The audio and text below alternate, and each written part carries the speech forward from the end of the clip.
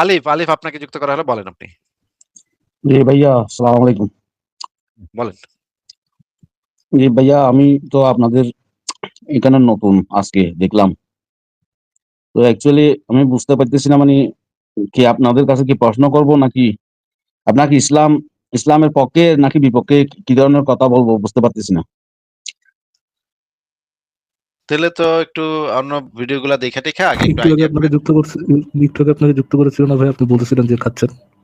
হ্যাঁ হ্যাঁ, আমি আসছিলাম দুইটা প্রশ্ন জিজ্ঞেস করার জন্য। আচ্ছা, আচ্ছা যদি আপনি কিছুই বুঝতে না পারেন, তাহলে আপনি আগে আমাদের কিছু ভিডিও টিডিও দেখেন, লেখা টেখা পড়েন, তারপরে কিছু না, আইডিয়া। অসুবিধা নাই, এটা সমস্যা হবে না। আমি দুইটা প্রশ্ন আসলে আমি খুব গুরুত্বপূর্ণ আমার জন্য, বিষয়গুলো জানা আর কি। ওকে, তাহলে বলেন। জি, ওই যে নিকাহ একটা শব্দ আছে না কোরআনে, নিকাহ? হ্যাঁ, যৌন সঙ্গমের চুক্তি। হ্যাঁ, তো নিকাহ মানে কি ফাক হবে কিনা? হ্যাঁ, যে মানে ইংরেজি করলে সেটাকে ওইটাই হয়। হ্যাঁ, ঠিকই বলেছেন। ওইটা কি অ্যাপ্রোপ্রিয়েট হবে?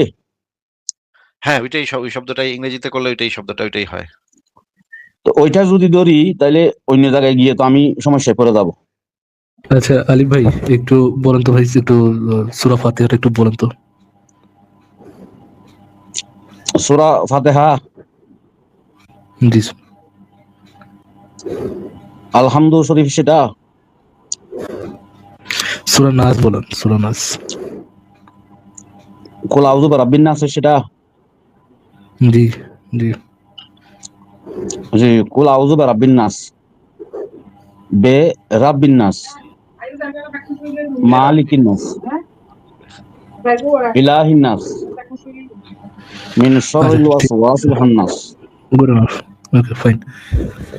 আচ্ছা না ভাই, আপনার কথা শুনে কেউ মনে করতে পারে যে, ইভেন আমার মনে হচ্ছিল আপনি যে হিন্দু ধর্মের লোক, তো আলিফ নাম দিয়ে যুক্ত হয়েছেন, তো এটার জন্য আর কি আপনাকে থামাই না না, বলতেছি। আমি হিন্দু না, হিন্দু না।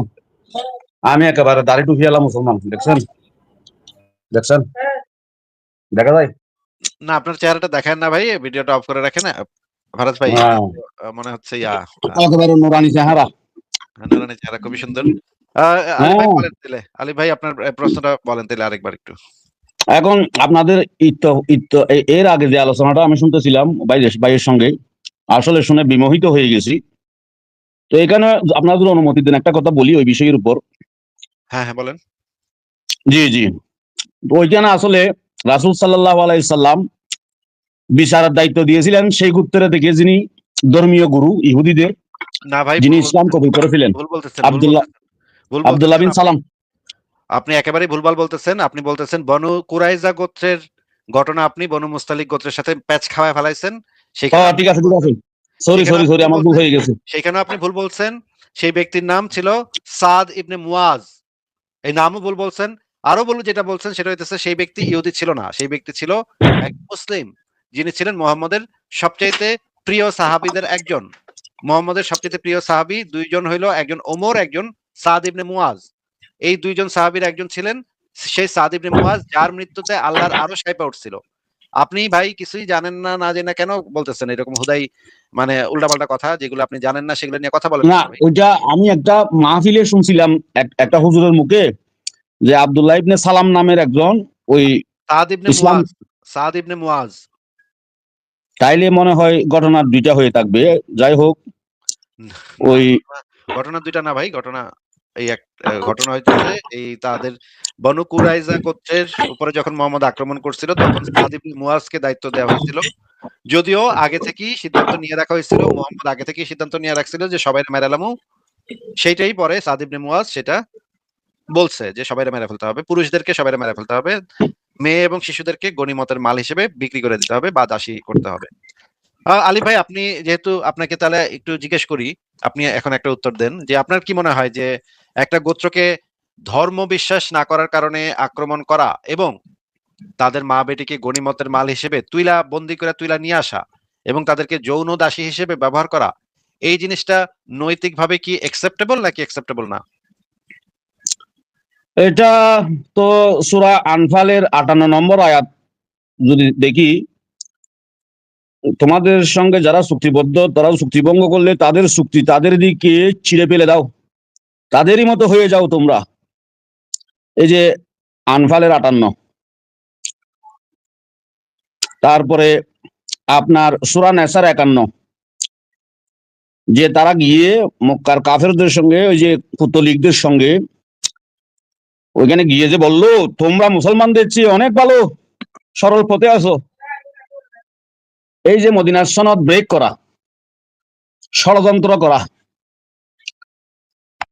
ওই ওই আলী ভাই, আপনাকে কি প্রশ্ন করেছিলাম? আপনার কি প্রশ্নটা মনে আছে? হ্যাঁ হ্যাঁ, কি প্রশ্নের উত্তর দিচ্ছেন একটু বলেন তো, প্রশ্নটা বলেন তো। মানে আপনি প্রশ্ন করেছেন ওই তাদেরকে, এই পুরুষদেরকে হত্যা করে ওই নারী এবং শিশুদেরকে গনিমতের মাল করা কি বৈধ কিনা, এরকম একটা প্রশ্ন আপনি করেছেন। বৈধ কিনা না, বৈধ তো অবশ্যই, ইসলামে তো বৈধ, এটা আমরা সবাই জানি, ইসলামে এটা বৈধ। কিন্তু এটা নৈতিক কিনা, সেই মেয়েদেরকে গনিমতের মাল হিসেবে এনে সেই দাসীদেরকে যৌন দাসী হিসেবে ব্যবহার করা, মানে তাদেরকে রেপ করা, এটা নৈতিকভাবে সঠিক কিনা? এখন ভাই রেপ করছে কিনা আমি তো জানি না, ওইখানে তো আমি দেখছি মনে করেন বিবাহ করছে এরকম। বন্দি একজন মানুষের সাথে যে কোনো যৌন সঙ্গম রেপ, এবং তাদেরকে বিবাহ না করেও যৌন সঙ্গম করা ইসলামে বৈধ। আপনি কি এটা জানেন না যে দাসীদের সাথে যৌন সঙ্গম ইসলামে বৈধ? না, ওইটা তো নিষিদ্ধ হয়েছে না পরে? কোথায় নিষিদ্ধ হয়েছে? নিষিদ্ধ হওয়ার দলিলটা একটু দেন দয়া করে। ওই সূরা নেসা 24-25-এ। না, আচ্ছা ঠিক আছে, সূরা নিসা 24-25 আমরা বের করবো এবং দেখবো এখানে নিষিদ্ধ হয়েছে নাকি। আপনি একটু এখন ভিডিওটা অন করতে পারেন ভাই, ভিডিও অন করতে মনে হয় এখন আর সমস্যা নেই, আপনি ভিডিওটা অন করে কথা বলেন। আমরা একটু, আপনি যে বলেছেন যে দাসীকে বিয়ে করে তারপর করতে হবে নাকি, এটা বলছেন আপনি, তাই না? কোনটা? আপনি কি যেটা বলছেন সেটা হচ্ছে দাসীকে, আপনি ক্যামেরা আগে অন করেন, তারপর আপনার সাথে কথা বলতেছি। ক্যামেরা অন করেন ভাই। আমি তো ভাই ফান খাচ্ছি। আচ্ছা, অসুবিধা নেই, পান খান, অসুবিধা নেই। আপনি এখন আমাদেরকে একটু বলেন যে এই যে দাসীদের সাথে যে যৌন সঙ্গম, এটা যে আপনি বললেন এটা নিষিদ্ধ করা হয়েছে, এটা কোথায় আছে? ইসলামে অ্যাকচুয়ালি দাসী বলতে কিছু নাই। দাসী মা বলতে কিছু মালাকাত আছে নাকি? আইমানুকুম, দাসী বলতে কিছু মা আছে নাকি? মালাকাত। সেটা এই মুহূর্তে জিজ্ঞেস করতেছি না ভাই, জিজ্ঞেস করতেছি যে দাসীদের সাথে যে যৌন সঙ্গম, বিবাহ ছাড়া যৌন সঙ্গম, এটা যে ইসলামে নিষিদ্ধ হয়েছে, এটা কোথায় আছে এই দলিলটা? ওটা আপনি সূরা নেসার 24-25-এ গেলে পাবেন। সূরা নিসা 24-25-এ আছে যে আল্লাহ পাক বলে দিছে যে তোমরা আর দাসীর সাথে যৌন সঙ্গম টঙ্গম করো না, বিয়া করে তারপর করতে হইব, বিয়া ছাড়া করণ যাইব না, এটা আল্লাহ কয়ে দিছে নাকি?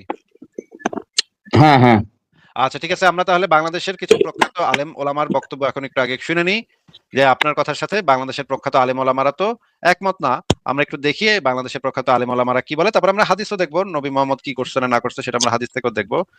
আহ আমরা একটু ছাড়ি, একটা ভিডিও ছাড়ি, একটু ভিডিও ছাড়া আগে একটা ভিডিও দেখি। ওনারা সবাই মাদানী বিশ্ববিদ্যালয়ে পড়ালেখা করা আলেম, প্রখ্যাত আলেম, এটা একটু শুনি। টাকা দিয়ে দাসী কিনা হলে টাকা দিয়ে পতিতালয়ে যাওয়া যাবে না কেন? এই খাপা কে কইছে দাসী কিনা যাবে? বাংলাদেশে দাসী আছে? নাই তো, এখানে কোথাও আছে? কিন্তু যুদ্ধ করা, তুমি মায়ানমারের সাথে যুদ্ধ করো, যতগুলো মেয়ে পাওয়া যাবে এগুলো সৈনিকদের মাঝে বন্টন হয়ে যাবে।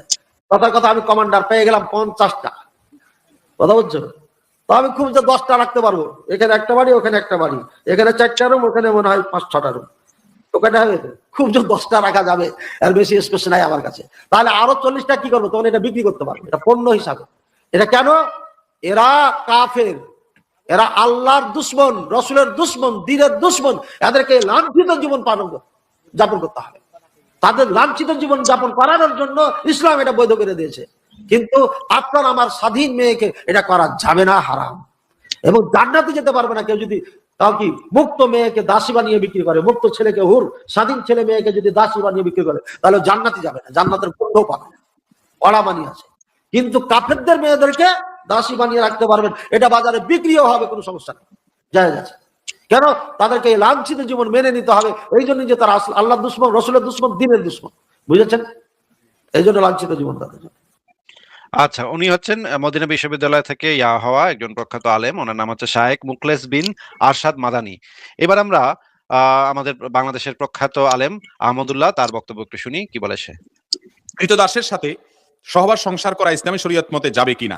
না, কৃতদাসের সাথে কোনো সহবাস সংসার করা যাবে না, কৃতদাসীর সাথে করা যায়। কৃতদাসী মানে কিন্তু যেই দাসী ক্রয় করা হয়েছে, যুদ্ধবন্দিনী, এক কথায় কি যুদ্ধবন্দিনী। এরই অনেক কথা আছে, অনেক নাস্তিকরা নিয়ে প্রশ্ন তোলে, দীর্ঘ আলোচনা করার দরকার, কিন্তু সেদিকে যাওয়ার সুযোগ নেই, সময় কম। শুধু এটুকু বলি, যুদ্ধবন্দিনীদের সঙ্গে আজকাল বিভিন্ন যুদ্ধের পরে এক দেশ আরেক দেশের সাথে যুদ্ধ করলে যে সমস্ত মানুষদেরকে বন্দী করে নিয়ে আসে, মেয়ে বন্দীদের প্রতি কি আচরণ করে আমরা সবাই কম বেশ জানি। ইসলামের আগে থেকে এই বিধানটা চলে আসছে যে যারা যুদ্ধ বন্দিনী হবে তারা যার কাছে যে থাকবে তার অনেকটা স্ত্রীর মতো মর্যাদা পাবে। স্ত্রীর মর্যাদা পরিপূর্ণ না, কিন্তু স্ত্রীর সাথে যেরকম বসবাস করা যায় তার সাথেও বসবাস করা যাবে। একদিন যতদিন সে তার মালিক ততদিন সে তার স্বামীর মতো তার সাথে সম্পর্ক করতে পারবে। কথা কি বুঝতে পারছি? এটা হলো নিরাপত্তার জন্য।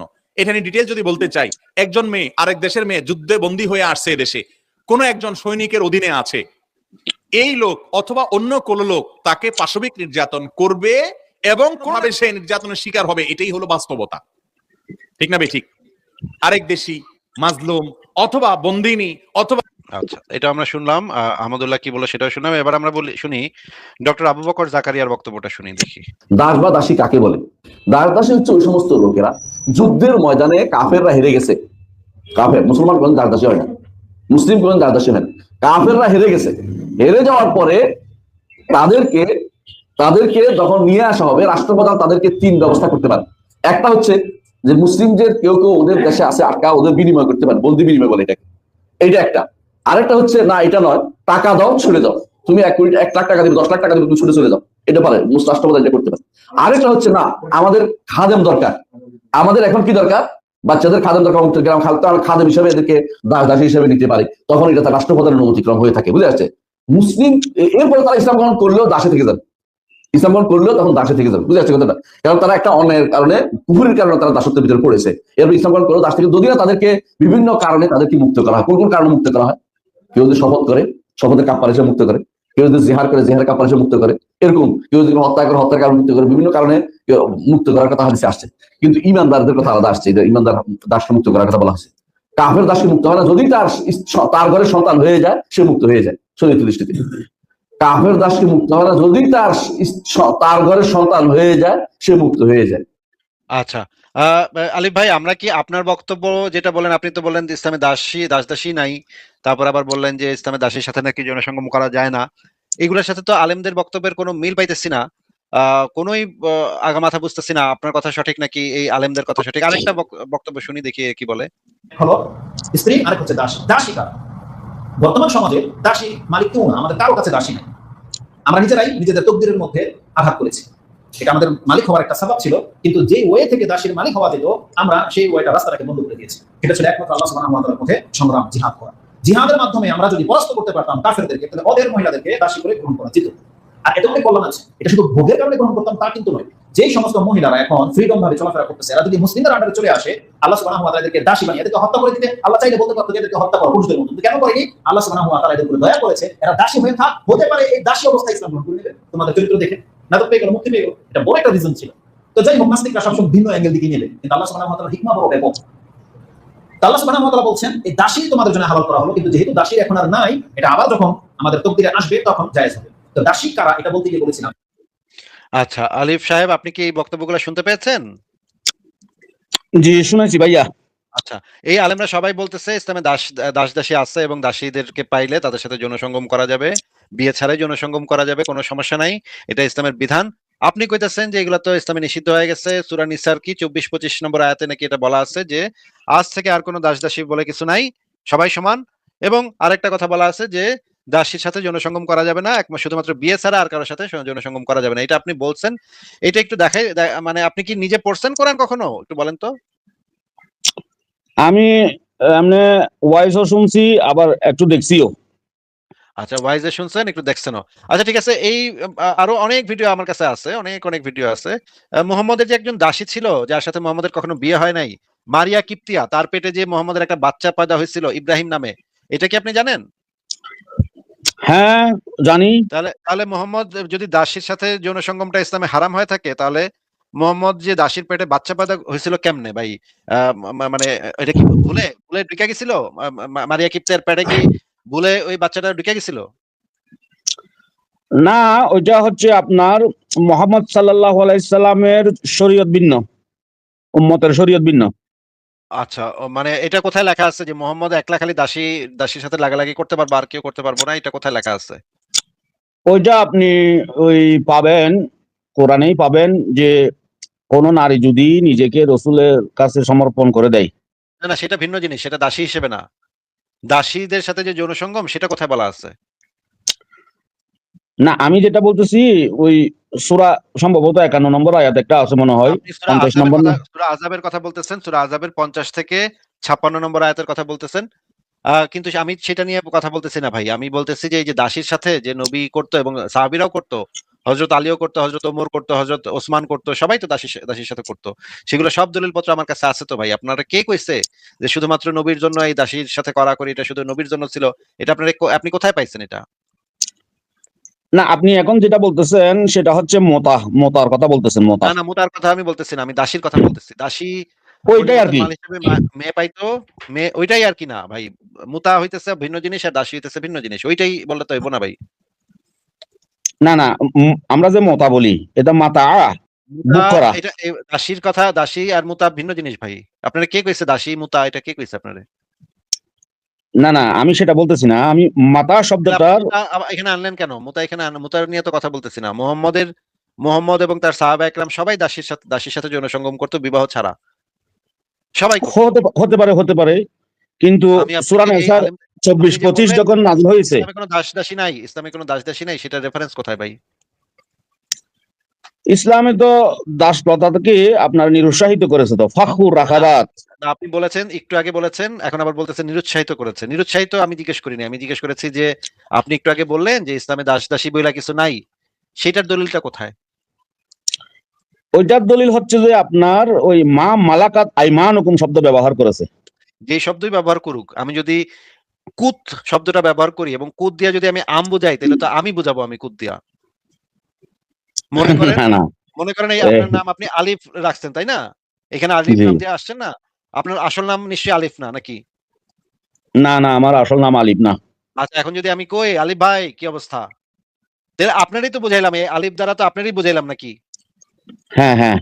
তাহলে আপনারই যদি বুঝাই, তাহলে আলিফ হোক আর আপনার আসল নাম মনে করেন কুদ্দুস হোক, তা দিয়ে তো কিছু যায় আসে না। কোন নামটা দিলাম, কোন শব্দ দিয়ে আপনারা ডাকলাম, এটা দিয়ে তো কিছু যায় আসে না। যদি অরিজিনালি আপনারই বুঝাই, তাহলে যে শব্দ দিয়ে আপনারা ডাকি না কেন, তাহলে আপনারই তো বুঝাবো, তাই না?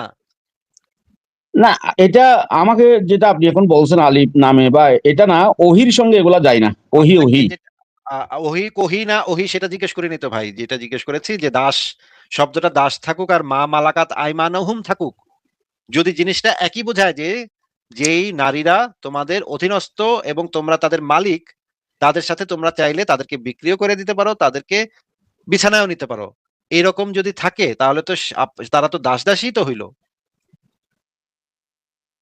আহ এটা তো দাসী তো ভাই, এটা মা মালাকাত আইমানুকুম যেহেতু শব্দটা, তো দাসী বলতে আমার কেমন যেন ইয়া মনে হচ্ছে আর কি। আচ্ছা, খারাপ লাগতেছে। আলিফ ভাই, আমরা কি কোরআনের আয়াতে এই মামালাকা তাইমানুহুমের যে ট্রান্সলেশন, ওদেরকে আমরা দাসদাসী পাবো যদি আমরা কোরআন শরীফ খুলি? এখানে তো ভাই অনুবাদকেরা তো প্রায় জায়গায় দেখছি যে দাসী শব্দ ব্যবহার এত করছে। কাহিনী, এত গল্প, এত কাহিনী কোনো কিছু শুনতে চাই না। আমি জাস্ট স্ট্রেট আপ শুনতে চাইছি আমরা যদি মামালাকা তাইমানুহুমের ওয়ার্ড মিনিং দেখি, কোরআনে যারা ট্রান্সলেটর ছিল তাদের মিনিং দেখি, সেখানে কি আমরা দাসদাসী শব্দটা পাবো? দাসদাসী শব্দটা পাবো? হ্যাঁ পাবেন পাবেন, অনেক অনুবাদক সেখানে আচ্ছা, দাসী আচ্ছা, লিখে আচ্ছা। রাখছে। মানে ওই অনুবাদকরা কি আপনাদের স্কলার? চলো। হ্যাঁ, না স্কলারের প্রশ্নে আমি যাচ্ছি না ভাই। স্কলারের প্রশ্নে যদি আপনি ঢুকেন, এত নাটক, এত কাহিনী, এত গল্প আমি শুনতে যাচ্ছি না। আমি শুধুমাত্র শুনতে যাচ্ছি ওই অনুবাদকরা কি আপনাদের স্কলার্স? না অনুবাদকরা আপনি বলতেছেন যে স্কলার, অবশ্যই তারা স্কলার, তাদেরকে স্কলার আচ্ছা, আপনি বলবেন না কেন? বুঝতে পারছি, ধন্যবাদ। স্কলার তারা, বুঝতে পারলাম, গুড এনাফ। এক হচ্ছে আমরা দ্বাদশী অনুবাদে আমরা কি পাবো? মামালাকা তাইমানুহুমের অনুবাদে কি পাবো? দ্বাদশী পাবো। 2, যারা এই অনুবাদ করছেন তারা হচ্ছে ইসলামের স্কলার্স। আচ্ছা, নাম্বার 3, আপনার যে পজিশনটা, মামালাকুত আইমানুহুম ব্যবহার করছেন আল্লাহ, এই জন্য আপনি দাদাসী ব্যবহার করতে চাচ্ছেন না। কোন স্কলারের কি এরকম লেখা পাইছেন আপনি যে যেহেতু আল্লাহ দাদাসী মামালাকাত আইমানুহুম শব্দটি ব্যবহার করেছেন এবং দাদাসী শব্দটি ব্যবহার করে নাই, আব্দুল নামাতুন শব্দটি ব্যবহার করে নাই, এই জন্য এটা দাসদাসী না, ভিন্ন কোনো কিছু? এরকম কি কোনো স্কলারের লেখা পড়েছেন বা স্কলারের কোনো আর্টিকেল পড়ছেন কোথা থেকে, নাকি আপনি চুনাহাগা মুমিনদের কাছ থেকে এই কথাগুলো শুনেছেন? কোন স্কলারের লেখা পড়েছেন নাকি চুনাহাগা মুমিনদের বক্তব্য শুনেছেন, কোনটা আলিফ ভাই? না আমি কোন স্কলারের লেখা টেখা এরকম পড়ি নাই। আমি মসনবী পড়ছি, থ্যাংক ইউ। তারপরে জালালউদ্দিন রুমির মসনবী, তারপরে আপনার শেখ সাদির কিতাব পড়ছি। আলিফ ভাই, জালালউদ্দিন রুমি শেখ সাদির কিতাবে নিশ্চয়ই মা মালাকাত আইমানুহুম দিয়ে কিছু বলা নাই, বা আপনার যে দাবিটা যে মা মালাকাত আইমানুহুম যেহেতু ব্যবহার করছেন আল্লাহ কোরআনে, সেহেতু এটা দাসী না অন্য কোনো কিছু, এরকম কোনো কিছু তো তাদের বইতে বলা নেই। মা মালাকাত আইমানুহুম ব্যবহার করা হয়েছে এই জন্য এটাকে দাসী বলা যাবে না, এটা তো আপনি চুনা হাগাদের বক্তব্য ছাড়া অন্য কোথাও শুনেন নাই, শুনেছেন? অন্য কোথাও পড়েছেন আপনি? এটা দাসী না হইয়ে যদি অধীনস্থ হয় তাইলে এত অ্যাপ্রোপ্রিয়েট নাটক হবে। এত নাটক, সিনেমা, গল্প কাহিনী কোনো কিছু শুনতে যাচ্ছি না আমি, আমি যে স্পেসিফিক প্রশ্নটা, স্পেসিফিক উত্তরটা দেন আলিফ ভাই।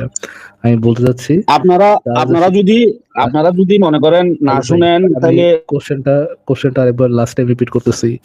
আমি আপনাকে যদি একটা প্রশ্ন করি, আপনি যদি আরেক গল্প আপনার আরেক এক্সপিরিয়েন্সের গল্প শোনাতে চান, আমার অ্যান্সারটা দেওয়ার পর শুনেন, যদি আমার ধৈর্য থাকে শুনবো, যদি ধৈর্য না থাকে শুনবো না। বাট আমার এত সময় নাই ভাই, আমি যে স্পেসিফিক একটা প্রশ্ন করতেছি, স্পেসিফিক উত্তর দেন। আপনার দাবি হচ্ছে যেহেতু কোরআনে মা মালাকাত আইমানুহুম ব্যবহার করা হয়েছে, আব্দুন আমাতুন শব্দটি ব্যবহার করা হয় নাই, এই জন্য এটা দাসী না, এটা অন্য কোনো কিছু। এই বক্তব্যটা কোরআন থেকে যে আপনি যে এই বক্তব্যটা দিচ্ছেন, এই বক্তব্যটা কি আপনি কোনো স্কলারের লেখা থেকে পড়েছেন, নাকি চুনাহাগা মুমিনদের লাইভে শুনেছেন? কোনটা আলিফ ভাই? Straight question. আমি স্কলারের কোনো কিছু পড়ি নাই, সুনাহাগাদের কাছ থেকেও শুনি নাই। আমি মা মালাকাত বলতে মালিকানা, আইমানুকুম মানে বৈধ ভাবে ডাইন হস্ত দক্ষিণ হস্ত দ্বারা যেটা মালিক হওয়া যায় বৈধ পন্থায়, এটাই আমি ধারণ করি। চুনাহাগাদের বক্তব্য শুনে নেই, আপনি নিজে নিজে এটা বানাইছেন? না, আমাকে আল্লাহ নলেজ দিছে না, আকল দিছে না, ইয়া খিলুন তা খিল। নলেজ দিছে, আকল দিছে, বয়স দিছে ভাই। এই বয়সে পান চাবাইতে চাবাইতে সবার সামনে মিথ্যা কথা বলাটা আই থিঙ্ক উচিত না। বয়স হয়েছে, চেহারা তো দেখেছেন একটু আগে, মোটামুটি ভালোই বয়স হয়েছে, এই বয়সে এরকম পোলাপাইনের মতো মিথ্যা কথা বলা উচিত না। আপনার পয়েন্ট কত মোটামুটি হতে পারে আপনার ধারণায় আমার বয়স কত হতে পারে? এত হয়েছে যে এই বয়সে আপনার সব পাবলিকের সামনে এরকম পান চাবাইতে চাবাইতে মিথ্যা কথা বলা উচিত না, অতটুকু কেন হয়েছে।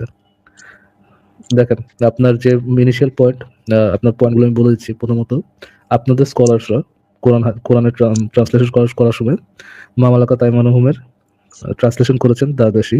দ্বিতীয় পয়েন্ট হচ্ছে আপনার যে ইনিশিয়াল দাবি যে এটা দাদাসী না অন্য কোনো কিছু, যেহেতু এটা মা মালাকাত আইমানুহুম শব্দটা ব্যবহার করা হয়েছে, এটা ইদার আপনি মুমিনদের কাছ থেকে শুনছেন, আর আপনি যেটা বলেন আপনি নিজে নিজে বানাইছেন। সো মুমিনদের কাছ থেকে শোনা বা আপনার বানানো যেটাই হোক, ওটার অবস্থান আমার কাছে ডাস্টবিনে, কেননা আপনার এটার জন্য কোনো কি নেই, কোনো ধরনের কোনো রেফারেন্স নেই। দ্যাটস ইট আসিফ ভাই। আচ্ছা, তো আমি একটা জিজ্ঞেস করি না আলিফ না সাহেবকে। আমি আপনাদেরকে একটা প্রশ্ন আলিফ করি, সাহেব, যদি সুযোগ দেন। আলিফ সাহেব একটু আমার কথাটা শুনেন। আপনি কি বর্তমান সময়ে সবচেয়ে বিখ্যাত ফতোয়া গ্রন্থ ফকিহুল মিল্লাত গ্রন্থটার নাম শুনেছেন? না ভাই, শুনি নাই। আচ্ছা, আমি আপনাকে ফকিহুল মিল্লাত, এটা একটা প্রখ্যাত ফতোয়া গ্রন্থ। এই গ্রন্থটা আপনার চোখের সামনে খুলছি, আপনি একটু এখানে কি লেখা আছে আমাদেরকে একটু পড়ে শোনান ভাই। ভাই আমি চোখে আমি কম দেখি, কি মুশকিলে বললাম। একটু কষ্ট করে স্ক্রিনটা বড় করেন, 2 আঙ্গুল দিয়ে টান দেন, দেখেন বড় হবে, তখন আপনি পড়েন। সররে বাদী কি বাংলাদেশে কি এই ধরনের পদ্ধতি চালু আছে? চালু করার পদ্ধতি কি? তাদের সাথে নাকি সহবাস করা যায়? আচ্ছা, উত্তর বলতেছে কি, যেখানে শরীয়ত ভিত্তিক জিহাদ হয় এবং মুসলমানদের হাতে কাফের বন্দী হয় এবং সমস্ত বন্দীকে আমিরুল মুমিনিন গাজীদের মধ্যে বন্টন করে দেয়, এই ধরনের পুরুষ বন্দীকে গোলাম বলা হয় এবং মহিলা বন্দীকে বাদী বলা হয়। এই সমস্ত বাদীকে অন্যের নিকট বিবাহ শাদী না দেওয়া পর্যন্ত মালিক তাদের সাথে বসবাস করতে পারবে না, সহবাস। আচ্ছা, সহবাস মানে সহ অবস্থান করতে পারবে, সহ অবস্থান মানে পাশাপাশি থাকতে পারবে নাকি এখানে? এক ঘরে থাকতে পারবে আর কি, হোমমেট। ও, হোমমেট হিসেবে, মানে বর্তমানে ভারত ফ্ল্যাট একই রুমে থাকলে, একই বাসা থাকলে সেটাকে সহবাস বলে নাকি ভাই? মানে সহ অবস্থান আর কি, সহকর্মী বলি না। আচ্ছা, আপনি তো আপনার মায়ের সাথে একই বাসা থাকেন নাকি? হ্যাঁ, আমরা সহ অবস্থান করি না। আপনি কি আপনার মায়ের সাথে সহবাস করেন তাহলে? মায়ের সাথে না, এটাকে আপনি সহবাস, ওইটাকে আপনি লিভিং টুগেদার ইংরেজিতে যেটাকে বলে। আমি আপনাকে জিজ্ঞেস করে, ওইটা ইংরেজিটা বলছি না ভাই, আপনি কি আপনার মায়ের সাথে সহবাস করেন কিনা সেটা জিজ্ঞেস করেছি। তো আমরা তো সবাই সবার মা বাবা স্ত্রী সবার সঙ্গে সহবাস করি। ও, আপনি আপনার মা বাবা স্ত্রী, আপনি আপনার মা বাবা এবং স্ত্রী সবার সাথে সহবাস করেন? না, বাস করা মানে কি, লিভ করেন কিনা ভাই? লিভ অর্থ কি বাস করা, আপনি কি করেন? Living together, living with. হ্যাঁ, বুঝতে পারছি ভাই, সবটাই মেনে নিচ্ছি। তার মানে কি আপনি আপনার বাবা মা এবং আপনার ওয়াইফের সাথে সহবাস করেন? না, ওইখানে যদি হুজুররা বলতো যে সহবাসের জায়গায়, আলিফ ভাই একটু ক্যামেরাটা অন করে হুজুরদের কথা বাদ দেন, প্লিজ প্লিজ ফারাজ ভাই, হুজুরদের কথা বাদ দেন ভাই, আপনার কথা বলুন। ফারাজ ভাই প্লিজ একটু ক্যামেরাটা অন করতে বলেন ভাই। আমি ওনার ভাই আমি ক্যামেরা আর অন করার কি দরকার ভাই, একবার দেখছেন না? ভাই প্লিজ ভাই রিকোয়েস্ট এটা, আপনি আমাদের ভাই একটু ক্যামেরাটা অন একজন হুজুর আছেন, বিখ্যাত ব্যক্তি আছেন। ভাই আমারও বেশি চালাইলে আমি কিন্তু গান শুরু করবো, আমি গান গাই। না ভাই, আপনি আপনার মায়ের সাথে সহবাস করেন, এটা একটু মানে না না, মর্মান্তিক। মা, বাবা এবং স্ত্রী। মা বাবা স্ত্রী সবার সাথে আপনি সহবাস করেন? আচ্ছা, আপনার কি বোন টোন নাই নাকি? বাসায় বোন টোন নাই? না, বোনরা তো বিয়ে দিয়ে দিয়েছি। ও, তাদের সাথে তার সহবাস আরে করা তাহলে হচ্ছে না? বন্ধুদের সাথে তো করতে পারতেন সহবাস। হ্যাঁ, ওনারা যদি বাসায় চলে আসতো, মাঝে মাঝে তো বেড়াতে আসে, মাঝে মাঝে তো বেড়াতে আসে আপনার বাসায়, তখন তো সহবাস করেন নাকি? না, আপনার বাস শব্দটার অর্থ কি? বাস, বসবাস। সেটাই তো বলতেছি ভাই, আপনার কথা মাইনে নিয়েই তো আচ্ছা, বলতেছি। আপনার বোনরা যখন তাদের বাচ্চাদের নিয়ে আসে তখন কেউ বোনের বাচ্চাদের সাথে আপনি সহবাস করেন? না না, এটা তো স্টুপিড কথাবার্তা বললে তো ভাই লাভ নাই, আপনারা তো জেন্টলম্যান, একটু কথা বলেন। এই যে সহবাসটাকে আপনি যেভাবে নিবেন, আলিফ ভাই, কোন একজন ব্যক্তি আমাদেরকে বুঝিয়ে এটাকে বাংলায় বলা হয় মিলন। মিলন শুনেন, যে হুজুর আপনি যে রেফারেন্স দিয়ে, আমি একটু বুঝালাই ভাই, আমাদেরকে একজন বুদ্ধিমান এসে বুঝাইতেছিল যে একসাথে বসবাস করা মানেই সহবাস করা। একজন ব্যক্তি এসে বোঝাচ্ছিল আর কি, লিভিং টুগেদার কে যিনি বলতেছিল আর কি। তো এই জন্য যিনি যে ব্যক্তি আমাদের এই প্রপোজালটা দিয়েছে তাকেই আমরা জিজ্ঞেস করতে চাচ্ছি যে যিনি বলছেন যে একসাথে বসবাস করা মানেই সহবাস করা, তিনি কি তার পিতামাতা, তার ওয়াইফের সাথে একত্রে বসবাস করেন বা সহবাস করেন কিনা? বলুন তো আরিফ ভাইয়া, আপনি কি আপনার পিতামাতার সাথে সহবাস করেন? অবশ্যই আমি লিভিং টুগেদার করি, বাট ফাকিং করি না। স্যালুট ভাই, স্যালুট। আপনার ভিতরে এত প্রতিভা ভাই, আপনি আগে কেন দেখান নাই? ইনশাআল্লাহ দোয়া করি আল্লাহ আপনাকে আরো উপরের দিকে নিয়ে যাক ভাই। ভাই রে, মোমিন ভাই আপনি তো ছড়াই দিচ্ছেন ভাই, আপনি তো আমাদের পুরো দাঁত ভেঙে দিচ্ছেন, আমাদের নাস্তিকদের দাঁত একদম ভেঙে যাচ্ছে। আমার এমনিতেই একটা দাঁত সার্জারি হয়েছে, ফারাজ ভাই এখন আমার কি হবে বলেন তো? এই জিনিসটা বলতে একটু বলার সময় একটু ভাবেন আলিফ ভাই, কি বলতেছেন যে আপনি আপনার ফ্যামিলি মেম্বারদের সাথে সহবাস করেন? না, ফাকিং আর লিভিং টুগেদার এক নয়। আচ্ছা, যখন আপনাদের স্কলাররা সহবাস শব্দটা ব্যবহার করেন তখন কি ওনারা লিভিং টুগেদার বুঝান নাকি লিভিং টুগেদার এবং আপনি যে আপনি এখন স্কলার পাবেন না তো ভাইয়া, স্কলার পাবেন না তো। স্কলার কোথায় পাবেন এখন? স্কলার তো এখন পর কথা বলতেছি না, বাজারে স্কলার তো বাজারে বিক্রি হয় না, যে বাজারে গেলাম 200 গ্রাম স্কলার। ওইগুলা সরিষার তেলের দাম বাড়াই ফেলছে, বুঝছেন? মাদ্রাসায় সরিষার তেলের দাম বাড়াই ফেলছে স্কলার গুলা। আচ্ছা ঠিক আছে, ঠিক আছে ভাই, এই ধরনের কথা আপনি কেমন করে বলেন না যে আপনার আপনার সরিষার তেল লাগাতে, এটা আবার ঝামেলার বিষয় আর কি। কিন্তু আমি যে প্রশ্নটা আপনাকে করতে যাচ্ছি আলিফ ভাই, একটু মনোযোগ দিয়ে শুনেন। আপনাদের স্কলারসরা যখন তাদের বইতে সহবাস শব্দটা লেখে তখন কি আপনি যেভাবে সহবাস শব্দটা ব্যবহার করছেন, একই ছাদের নিচে শুধুমাত্র বসবাস করা, এইটার কথাই বুঝান নাকি যৌনসঙ্গমটা ইনক্লুডেড থাকে? ওই বাংলা শব্দ সম্বন্ধে, বাংলা অভিধান সম্বন্ধে তাদের কোনো ধারণাই নাই। তারা শুধু আফালা আফালা আফালা তাফালা তাফালা তাফালা ফালাহা ফালাসা ফালাসা এগুলা করতে করতে তাদের ফুন্দের রস হয়ে যায়।